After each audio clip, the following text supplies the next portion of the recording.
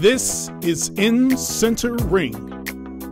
I'm your host, Jonathan Lee Iverson. His extraordinary abilities are celebrated around the world, from circus to the big screen to the written word. This man of many talents is a force to be reckoned with. In Center Ring presents William Forchion. I've seen all the Marvel movies. I've seen all the DC comic movies. Where's he been? A name like Will Forchion. I mean, I was like, wow, his name sounds like an action figure. Circus artist, stunt performer, actor, poet, administrator, filmmaker, motivator. I mean, you wear many hats. Of course, dad. All those wonderful things, you know. Well, I'm glad you did that, because I always feel it feels weird for me to say that, because I know that when I say those things, I go, I don't believe I lived that life, even though I got the memories, I got photographs of all this stuff. And what I remember, it's, you know, from humble beginnings. I grew up on 10 acres of land in South Jersey. We had lots of animals and things like that.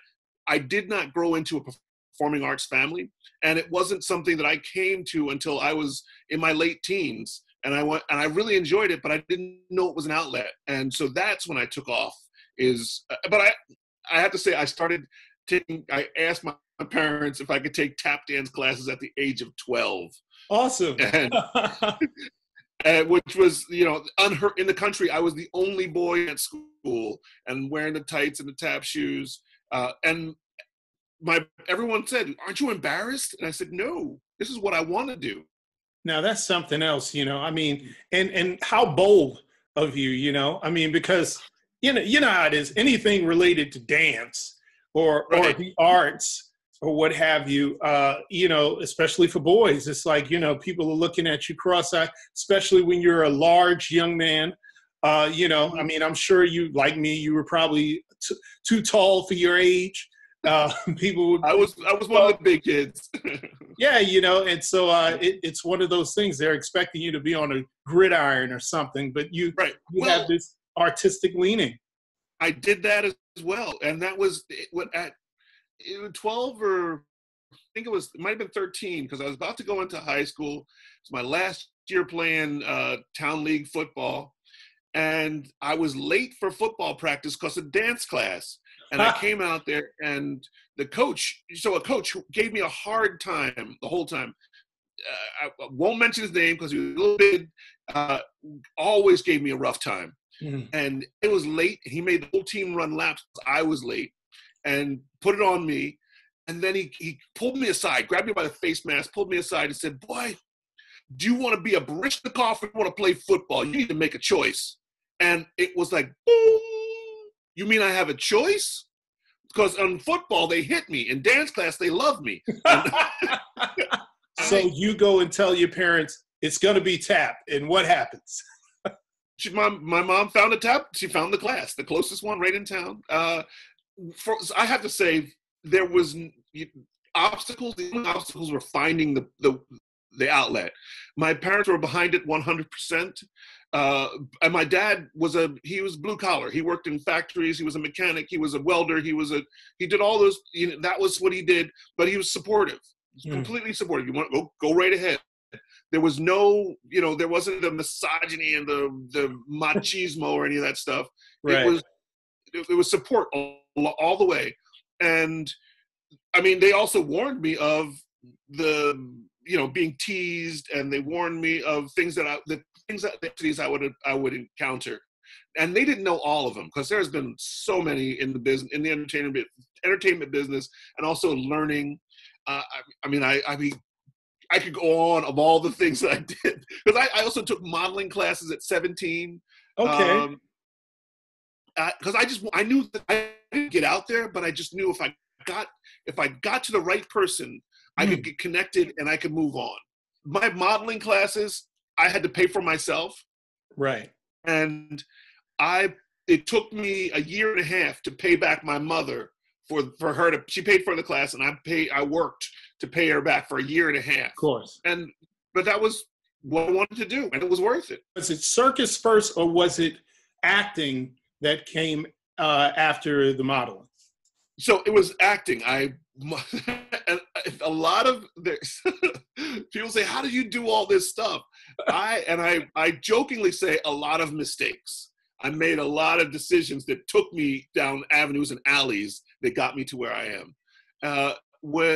So I was going to community college, and I was doing theater, and I was doing really poorly in community college, which also helped me in a great way. So that stumbling block was great because I learned through doing poorly in community college learned my learning style. No one had ever told me about the kinesthetic, auditory, or visual learning styles. Dr. Howard Gardner, yeah. Yeah, I realized I was a kinesthetic learner. I needed to put it in my body in order to learn.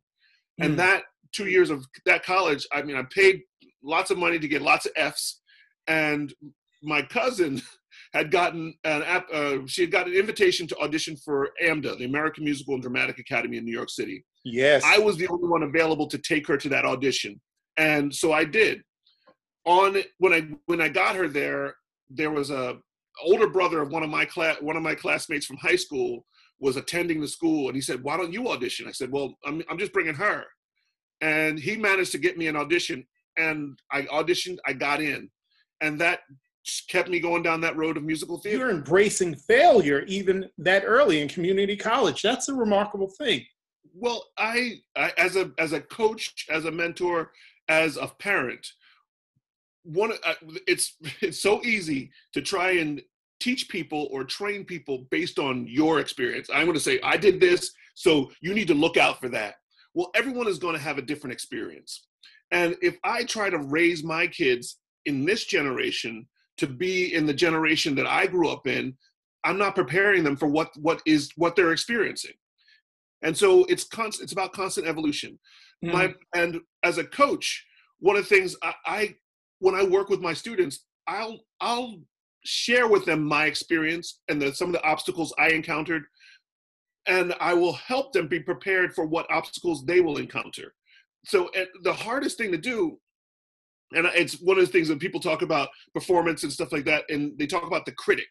It's really important to have the critic to get you through. And I believe that you don't need the critic, because with critique, you're taking away. And you can't build when somebody's pulling the blocks out from under you.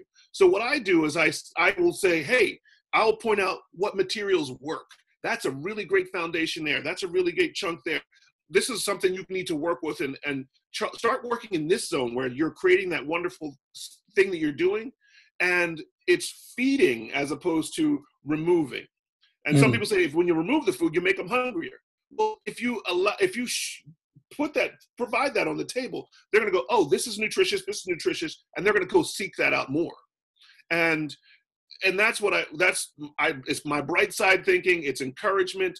There's enough failure. We have to go into auditions and we get shot down. And actually we don't get shot down.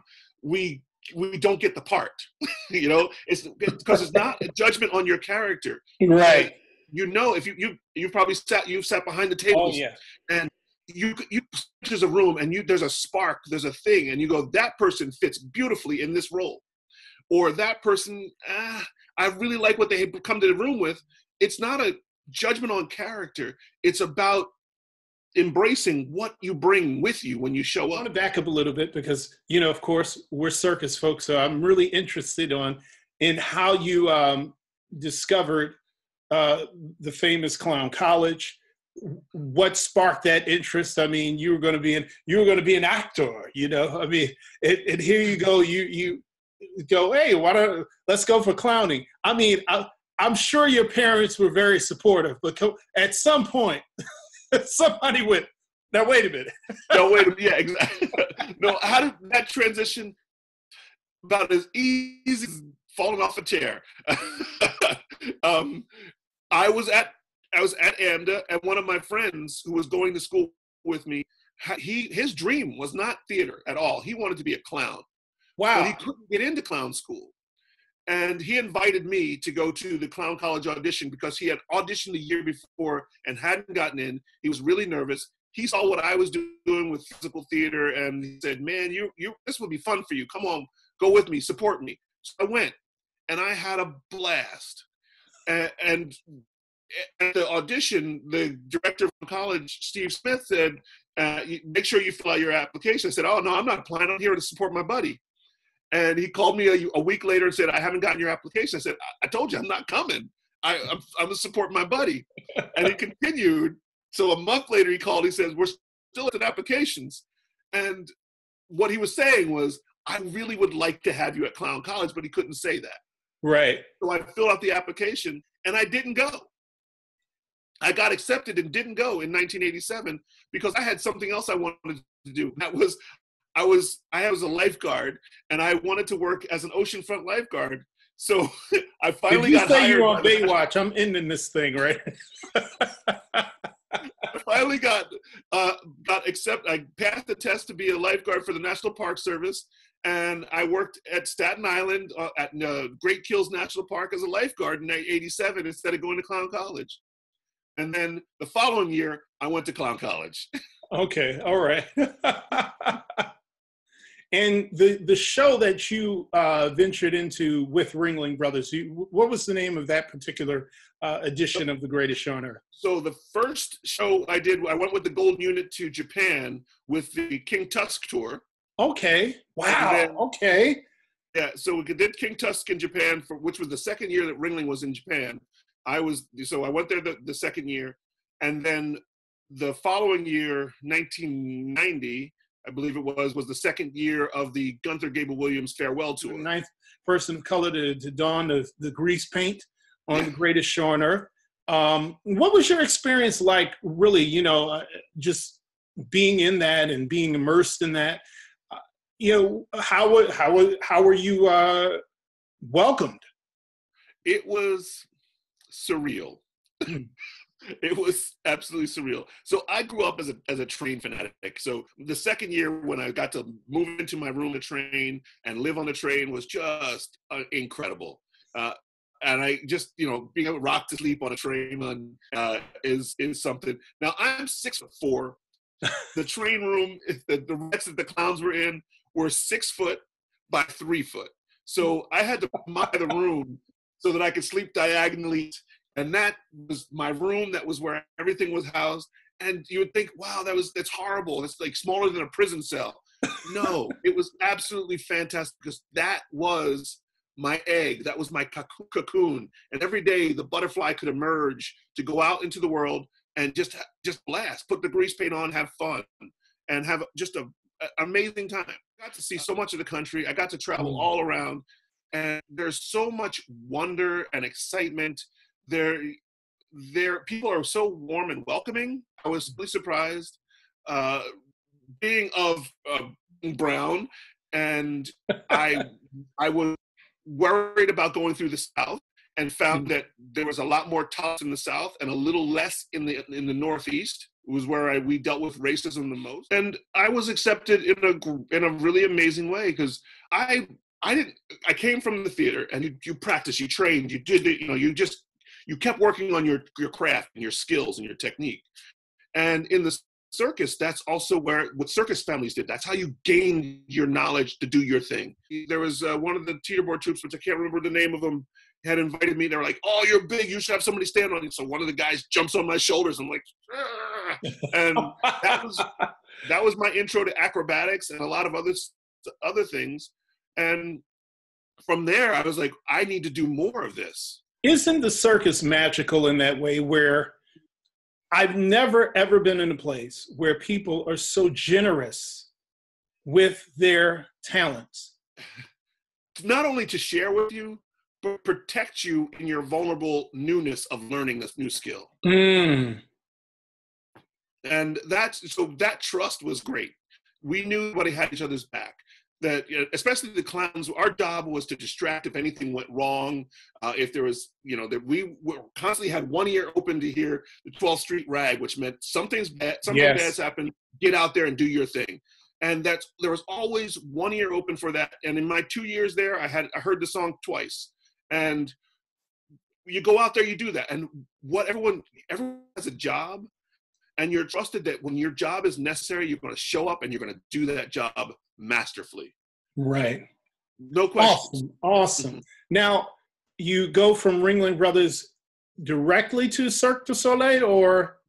No, there was a long road. Okay, okay. So I managed to, I came back to New York and worked with the Big Apple Circus Clown Care Unit, working in the hospice. And my hospital of choice was, goodness, it just went out of my head. Memorial Sloan Kettering. Okay. Great hospital. Memorial Sloan Kettering, which is a cancer hospital, working with young patients is really tough. But it was so amazing. And I think as a performer, that's where I learned the most about performing, because it wasn't about what I did. It's about showing up as who I am. And so I'm wearing the gear and you got the lab coat on, but it wasn't about being funny. It was about just showing up. And then you wait to see if there's an invitation for funny, if there's an invitation for conversation, if there's an invitation, what the invitation is. You have to wait for the invitation. And I believe that interaction with an audience is so valuable. You may prepare your routines and all that stuff, but if you're not talking with and to your audience and having a cross communication, then the performance, in my experience, it goes flat. It's like you're calling it in. I don't even think one becomes an artist until they really understand that they are in an exchange. They're in a relationship with the audience. It's not about you. It's about what I mean, sometimes the audience may save you a lot of energy because what you may prepare to give them, they may not need that much. Right. You got to show up in the day and say, hey, where are you?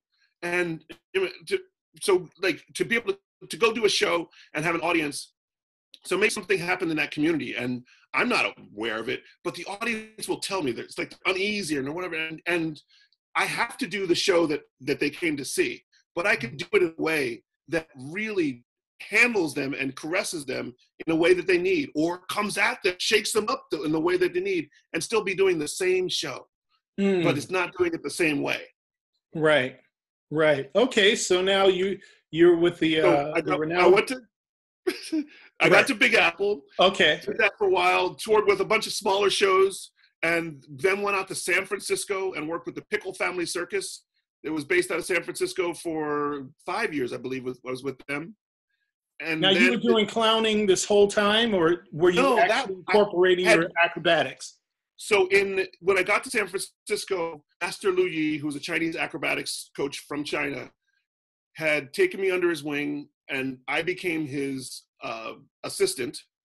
And I took kids' classes. I took everything I could to just fill myself up with Chinese acrobatics, and so I could kind of really trustingly be his assistant.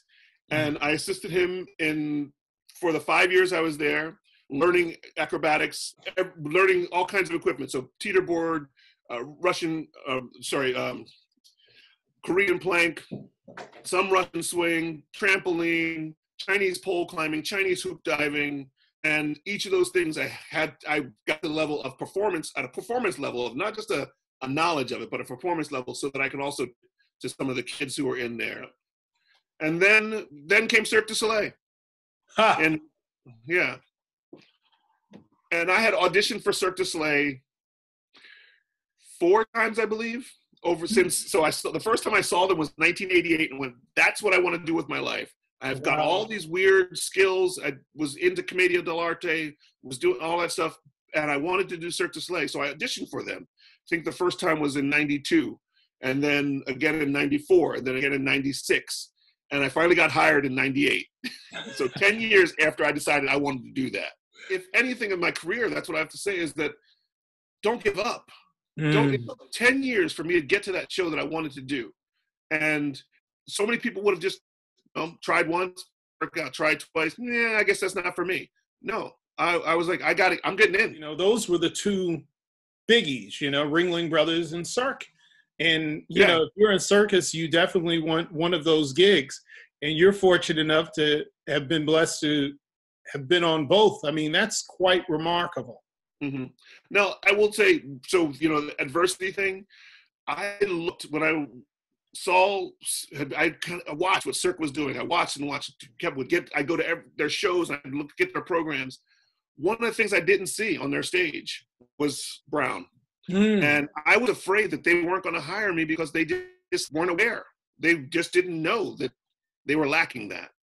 And it was great to get inside and actually talk to some people who make those decisions. And one of the people actually did say, we couldn't hire you. And I said, why not? He goes, we've seen you. Because the guy who I talked to had auditioned me 4 times. He says, I've seen your auditions. If we hire you, Cirque du Soleil is so unique, and you are a very unique character. Who is going to replace you? There's no one who can act, sing, dance, do acrobatics, clown, do all the things that you do, and because you would create a unique character that would be too unique for us. We'd have to replace you with 2, 3, 4 different people. And I was like, wow, that was honestly, wow. That's fascinating. Wow, it wasn't what you thought. It was actually your talent was the impediment. Right. You're too good. You're not too much. You're too much. Wow, that's interesting, and it makes sense. I mean, because the science of casting, so to speak, is a matter of typing. I've had many casting directors and producers. They've said it. Don't lose heart, as you say. Keep going. Don't give up, because the reality is there's so many variables as to why you might not get that part specifically, or you might not be cast at that time. How long did you perform with Cirque? I was with them for 4 years, so 98 to 2002. Okay. And so what production was it? Saltimbanco, and we did the Asia Pacific tour of Saltimbanco. So we were Australia, Hong Kong, Singapore, Japan, and we also did Portland and Seattle. So when do you break out into Hollywood as a stuntman? Well, so my wife got hired for Cirque du Soleil prior to me. So she got hired at the end of 97 to start the Saltimbanco tour. They didn't want me at the time. They said they hadn't chosen what they wanted with the rest of their casting. So we were living in San Francisco. I said, you go to Montreal. I'm going to LA, because I'm not going to sit around in Montreal and not be able to work. And I headed off to LA to do stunt work. And that was, so there was so prior to that was when I first gotten U.S. Marshals, gotten a taste of what stunt work was. And then we got back. I did a couple episodes of Nash Bridges, and then I was like, let me go to LA. Let me do that. So I got to LA and worked on a lot of little projects. Worked on the TV show The Pretender at the time. There was episode of ER. There's little things popping up and happening. Then I was there for about 6 months, and then they said, okay, we'll hire you. And off I went to Montreal in later 98. Now, during that time in Los Angeles, would you say this is where the bug for filmmaking was born, or was that something prior? My bug for filmmaking was born when I was going to community college. I've always liked, I played with videotapes, and I liked making collages of video, and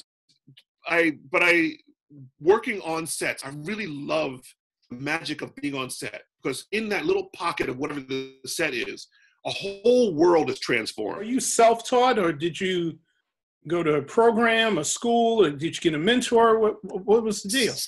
Self-taught, and I am not super shy. So every set I would go on to, I would usually ask the director I could sit with them, or I would sit with one of the key players. I would sit with the script supervisor or the director, or I'd hang out with one of the key lighting grips, and I would ask questions. I look at your Billosophies. I love it on Facebook and on Instagram. And I forgot the particular days, but I always catch it somehow. And you speak of so many different basic subject matters, but you really get into it. It's so wonderful. You speak of grief. You speak of trailblazing. And you always leave at the end, you are enough. How much does that factor into your everyday existence? That one phrase, you are enough. That would be the crux of it. That would be the core of it. And the reason why, so I heard that phrase for the first time in an acting exercise when the whole thing was we were supposed to neutral body walk on stage and say your name, but you had to have in your head saying, I am enough. And I couldn't do it. And I couldn't do it for 30 years. I could say it, but I didn't believe it. I didn't believe it. I was a fraud. I thought a phony and a fake. Even as I was accomplishing things in my life, I was a phony and a fake. And because what I was doing was listening to other people's opinion and judgment of me and not accepting me for who I was. I have to work on changing my thought patterns so that I can sleep. So that when I say thoughts, take me to dreamland, take me to a great place, I can do that. Thoughts manifest amazing world in front of me as we move forward. Thoughts, let's produce something. Thoughts, let's connect with people. And it comes here first, and then I put it out into the world. That's so fascinating how, again, those stories we tell ourselves, when we're presented with what I say, grace, you're presented with grace, you're presented with the blessing. You know, it's like somebody comes up to you on the street, you know you're broke and you're busted, and they'll give you $100,000. What do you do? Hey, no, what's going on here? No. Right. I did that. I actually did a campaign because one on my bucket list was run so that I would know where I lived, was run across the state that you live. And in 2005, I started in the northwest corner of Vermont and ran across the state to the southeast corner of Vermont, 232 miles, I did it in 9 days. And in the whole time, I was handing out books because in 2005, there was a lot of cuts from the federal government coming right on down. They were shutting down libraries on the weekends. They were closing up. They were cutting funding to education. There was a big cuts happening in education. And I wanted to pass on a literacy vibe. So I was handing out these books that were about dreaming big and following your imagination. No other storyline to it. There was no political thing. There was no spirit. There was no religious element to it. It was a clean book. And it's called The Wish Rock. And I forget who the author is right now. And my brother had done a fundraiser where he was giving out these books. So he sent me a bunch of cases. And it was hard to give people books that were about believing in yourself. Even as I ran. And I had my shirt on that said "Run for Knowledge" and knowledge is power. And and so my parents were with me. They were handing out books. It was really hard to give people something that would help them. Wow, that's why I think it's so powerful what you say. You are enough. That is a mantra that so many of us really have to bite down into. I've started saying it more and more myself. Who knows what the future holds? Right. But there's always hope. And if you hope, then we have the ability to manifest a most amazing, miracle-ready future. William Forchion, thank you so much. You are enough. You really are enough. I think you're more than enough. Thank you, Mr. Iverson.